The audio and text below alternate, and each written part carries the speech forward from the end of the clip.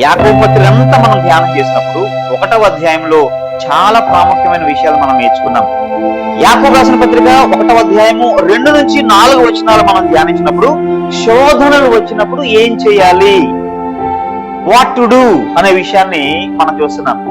ఏం నేర్చుకున్నాం మనం ఆ వాక్య భాగం నుండి అంటే, శోధనలు మనల్ని స్ట్రాంగ్ గా చేస్తాయి, శోధనలు మనల్ని ఏ కొదువ లేని వరకు చేస్తాయి, శోధనలు మనలను క్రీస్తు వలె మార్పు చెందే విధంగా చేస్తాయి అనే విషయాలు మనం నేర్చుకున్నాం.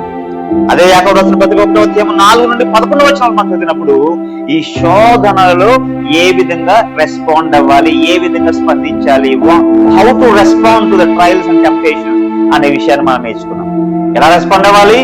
మీకు శోధనలు కలిగినప్పుడు మహా ఆనందము అని ఎంచుకోవాలని మనం నేర్చుకున్నాం. ఇది ఎలా సాధ్యం? ఎలా శోధనలు కలిగినప్పుడు ఏ విధంగా మనం మహా ఆనందము అని ఎంచుకోగలము అని అంటే,